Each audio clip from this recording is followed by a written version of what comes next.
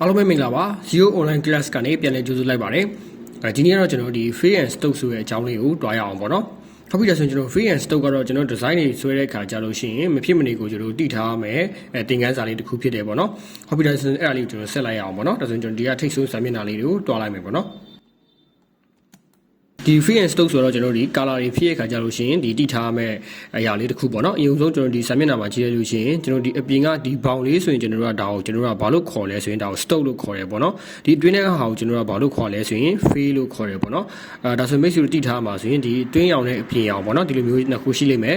ယ်အဲ့လိုရှိရခါကြလို့ရှိရင်ကျွန်တော်တို့ရဲ့ဒီဘောင်တန်းလေးကိုတော့ကျွန်တော်တို့ကဒါအခေါ်ဆိုရင် stock လို့ခေါ်တယ်ဒီအတွင်းထဲကဟာကိုကျွန်တော်တို့က free လို့ခေါ်ပါတယ်ပေါ့နော်ဒါလေးကိုမိတ်ဆွေတို့မှတ်ထားရမယ်ဟုတ်ပြီဆိုရင်ကျွန်တော်ဒီဘက်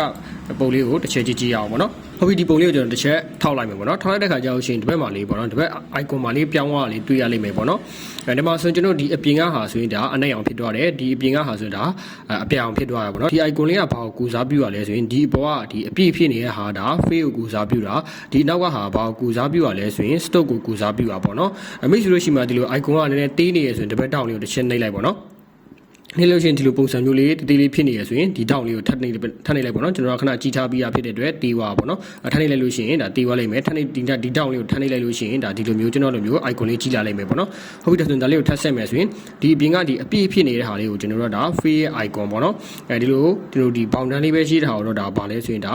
stock ရဲ့ icon ပေါ့နော်ဒါဆိုကျွန်တော်ဒီအပေါ်မှာဒီကကျွန်တော်ဒီ free ပေါ်မှာကျွန်တော် click နဲ့ချက်ခောက်လိုက်လို့ရှိရင်ကျွန်တော်ဘာလေးပေါ်လာမလဲဆိုဒီလို color picker ဆိုရဲ့ဘောက်လေးပေါ်လာလိမ့်မယ်ပေါ့နော်အဲ့မှာမိတ်ဆွေတို့စိတ်ကြိုက်အောင်ဖြည့်လို့ရတယ်ပေါ့နော်ဒီမှာစိတ်ကြိုက်အောင်လေးဖြည့်လို့ရတယ်ဟုတ်ပြီကျွန်တော်အဝါရောင်လေးဖြည့်နေတယ်ဆိုဒီအဝါရောင်ကိုရွေးမယ်ရွေးပြီးဒီအဝါရောင်ထဲမှာကျွန်တော်နှုလာလားတခြားတည်းရင့်နာလားဆိုတာကိုစိတ်ကြိုက်ရွေးလို့ရတယ်ပေါ့နော်အဲ့ဒါကိုရွေးလိုက်မယ်ရွေးပြီးလို့ရှိရင်ကျွန်တော်ဒါ okay နေလိုက်ဒါဆိုရင်ဒီဟာဒီ free ကဘာရောင်ပြောင်းသွားမယ်ဆိုရင်အဝါရောင်ပြောင်းသွားလိမ့်မယ်ပေါ့နော်ဟုတ်ပြီထုံလေးတူပဲကျွန်တော်က stock ကိုလုပ်ရှင်နေဆိုရင်ဒီ free မှာတနေလို့မရဘူးပေါ့နော်ဒီအနောက်ကဒီ icon လေးဖြစ်တဲ့ဒီ stock လေးမှာ click နဲ့ check ခောက်လိုက်လိုက်လို့ရှိရင်ကျွန်တော်ဒီမှာဆိုရင်ဒီ color picker box လေးပေါ်လာမယ်ဒါကျွန်တော်လက်ရှိသူ့ကိုရွေးထားတဲ့color အရောင်လေးပေါ့နော်အဲ့တော့မှကျွန်တော်ကအရောင်ထပ် change နေတယ်ဆိုရင်ထပ်တွားလိုက်မယ်ပေါ့နော်ကျွန်တော်ဒီဘက်ကအရောင်လေးရွေးပြီးမှ okay နေလိုက်မယ်ဒါဆိုရင်ဒီမှာကျွန်တော်ဒီ stock လေးကအရောင်လေး change သွားလိမ့်မယ်ပေါ့နော်ဟုတ်ပြီဒါဆိုရင်ကျွန်တော်ဒီဘက်ကိုလေးထပ်ဆက်ရအောင်ပေါ့နော်ဟုတ်ပြီဒါဆိုရင်ကျွန်တော်ဒီမှာကျွန်တော် shortcut key လေးနဲ့တုံးကြည့်အောင်ပေါ့နော်ဒီဘက်ကပုံလေးကိုကျွန်တော်တစ်ချက်ထောက်လိုက်မယ်ထောက်လိုက်တဲ့ကကြရင်အတွင်းထဲကကျတော့ဒီအတွင်းထဲက free ကကျတော့ဒါတို့လိမ်ပေါ်ရောင်ပေါ့နော်အပြင်က stock ကတော့ဒါအနှက်ရောင်ဖြစ်နေတယ်အဲ့တော့မှကျွန်တော်တို့ကဒီမှာဆိုရင်ဗာလဲဆိုရင်sweat လောက်တာပေါ့နော် sweat ဆိုတာကျွန်တော်တို့အရောင်ကိုချက်ချင်း change လိုက်တာပေါ့နော်ချင်းလိုက်တယ်ဆိုတာဒီ stock ကကျတော့လိမ်ပေါ်ရောင်ဖြစ်သွားမယ်အတွင်းထဲက free ကတော့ဒါအနှက်ရောင်ဖြစ်သွားမယ်ဆိုရင်ကျွန်တော်တို့ကကျတော့ shortcut key လေးနဲ့တုံးလို့ရတယ်ဆိုရင် shift key H ပေါ့နော်ဒါဆိုရင်ကျွန်တော်တို့ keyboard ပေါ်က shift key ရဲ့ H ရဲ့နှိပ်လိုက်ဒါဆိုရင်ကျွန်တော်အရောင်ကချက်ချင်း change သွားတယ်ပေါ့နော်ဒီဘောင်တန်းလေးကကျတော့ဒီ stock လေးကလိမ်ပေါ်ရောင်ဖြစ်သွားပြီးမှဒီအတွင်းထဲကကျတော့ဒါအနှက်ရောင်ဖြစ်သွားတယ်ပေါ့နော်အဲ့တော့ကပုံမှန်တိုင်းပဲပြန်ထားခြင်းနေဆိုရင်shift key 8ကိုပဲပြန်နှိပ်လိုက်ဒါဆိုရင်ဒါသူ့ရဲ့အတိုင်းပဲပေါ့နော်ဟိုဘက်တစ်ဘက်တူက chain နေလိမ့်မယ်ပေါ့နော်အဲ့တော့မိတ်ဆွေတို့ဒီလို shortcut key နဲ့မသုံးချင်ဘူး icon လေးကိုတနှိပ်ခြင်းနေဆိုရင်တစ်ဘက်တောင်းပါပေါ့နော်တစ်ဘက်ကဟိုဘက်များတစ်ဘက်များလေးတူပါဒီလိုလေးအခုံးလေးရှိရပေါ့နော်အဲ့လေးကိုနှိပ်လိုက်တယ်ဆိုရင်ဒါဟိုဘက်တစ်ဘက် chain လို့ရတယ်ပေါ့နော်ဒါကျွန်တော်ဒါ sweat လုပ်တာပေါ့နော်ဒါကိုလည်းကျွန်တော်ကြည့်ထားရမယ်နောက်တစ်ခုတော့ကျွန်တော်ဗာလဲဆိုရင် activate ပေါ့နော် activate ကတော့ဗာလဲဆိုရင်ကျွန်တော်ဒီ shortcut key ကတော့ဒါ H ပေါ့နော် H ဆိုတာဘယ်လိုလဲဆိုရင်အခုလက်ရှိဆိုရင်ဒီကျွန်တော်တို့ဒီမှာ icon နှစ်ခုရှိရဲအနောက်ကဟာကပါလဲဆိုရင်ဒါ free ဒီအပေါ်ဟာပါလဲဆိုရင် stock ဆိုရင်လက်ရှိမှာဆိုရင်ဒီ stock ကအပေါ်လေးရောက်နေလို့ရှိရင်ဒါကျွန်တော်ကဘာလို့ခေါ်ရလဲဆိုရင်ဒီ stock က activate ဖြစ်နေရပေါ့ပြောနေတာဒါ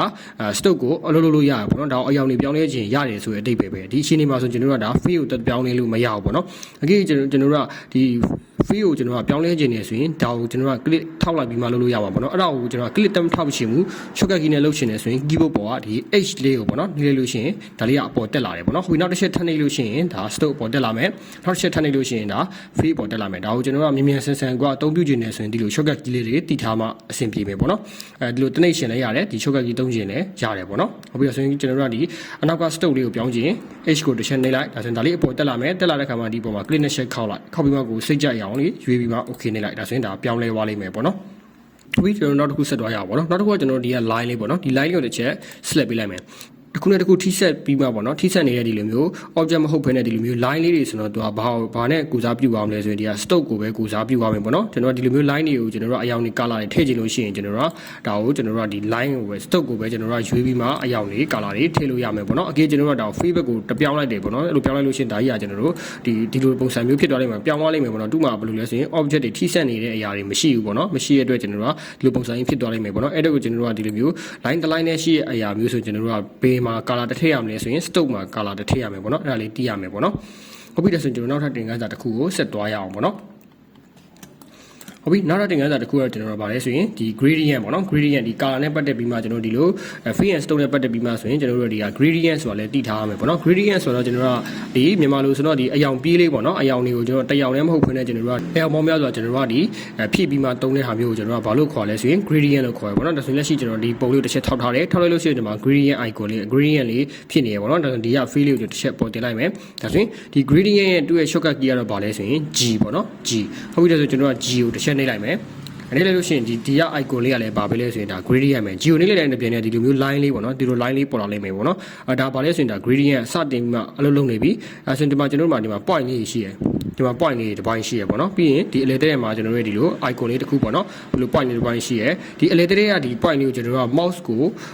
မိအောင်ထောက်မယ်ပေါ့နော်ကျွန်တော်နည်းနည်း zoom ရှင်းလိုက်မယ်မိအောင်ထောက်ပြီးမှကျွန်တော်တို့ကတော့ဒါလေးကိုဟိုဘက်တစ်ဘက်ဆွဲလိုက်ဒါဆိုရင်ကျွန်းတာတစ်ဘက်ကိုဆွဲလိုက်လို့ရှိရင်ဒီအပြန်အောင်ကပူလို့များလာပြီးမှဒီအဝါရောင်ဘက်ကိုကျွန်တော်တို့အရောင်ပူယူသွားတယ်ပေါ့နော်ဒီလိုမျိုးလေးဒါကိုမိတ်ဆွေတို့အရောင်နဲ့ကစားလို့ရတယ်ကိုယ့်ပုံမှာဟုတ်ပြီတစ်ဘက်ကိုလာလို့ရှိရင်ဒါဆိုရင်ကျွန်တော်တို့ဒါအဝါရောင်ကများသွားတယ်ပေါ့နော်ဟုတ်ပြီကွာအလေတဲ့ပဲထားခြင်းအလေတဲ့ပဲထားလို့ရတယ်ဟုတ်ပြီအဲ့ဒါကိုမှမိတ်ဆွေတို့တစ်ဘက်ကအရောင်ကိုအဝါရောင်မထားဘဲနဲ့ပေါ့နော်တခြားအရောင်ချင်းနေဆိုရင်ဒီက point လေးဒီ wine လေးကိုပေါ့နော်ကျွန်တော် click နဲ့ချက်ခောက်လိုက်ခောက်လိုက်တဲ့ခါကျလို့ရှိရင်ဒီလိုမျိုးလေးပေါ့နော်ဒီလိုပေါက်လေးပေါ်လာလိမ့်မယ်ပေါ်လာတဲ့ခါကျလို့ရှိရင်မိတ်ဆွေမှာဒီလိုမျိုးကျွန်တော်လိုမျိုးမပေါ်နေဘူးဆိုရင်ဒီက down ကဒီ icon လေးကိုပေါ့နော်ဒီအဆက်30ဟာလေးကိုနှိပ်ပြီးမှဘာလေးကိုပြောင်းထားပေးလိုက်မယ်ဆိုရင် RGB လေးကိုပြောင်းထားပေးလိုက်ပေါ့နော်ဟုတ်ပြီပြီးမှဒီထဲကကျွန်တော်ကြိုက်တဲ့အရာပေါ့နော်ဒီနာကြိုက်တဲ့အရာကိုရွေးလိုက်ပေါ့နော်ဟုတ်ပြီကျွန်တော်တရောင်လောက်ကိုရွေးလိုက်မယ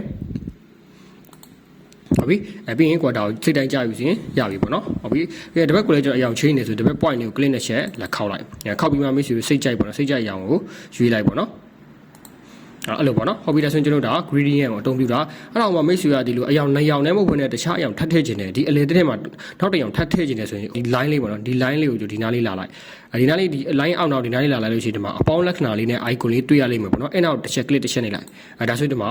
point လေးတစ်ပိုင်းသူကထပ်တိုးသွားတယ်ပေါ့နော်ထပ်တိုးသွားတဲ့ခါမှာဒီ point ကိုကျွန်တော် click နဲ့ check ခောက်လိုက်တယ်ခောက်ပြီးမှကွာစိတ်ကြိုက်အောင်ထပ်ထည့်လို့ရတယ်ပေါ့နော်ကျွန်တော်ဒီမှာဂျားထဲမှာအပြာလေးထည့်လိုက်မယ်ဟုတ်ပြီပြီးမှဒီမှာလုပ်လိုက်မယ်ဒါဆိုရင်ကျွန်တော်ဒီမှာဟုတ်ဘက်တစ်ဘက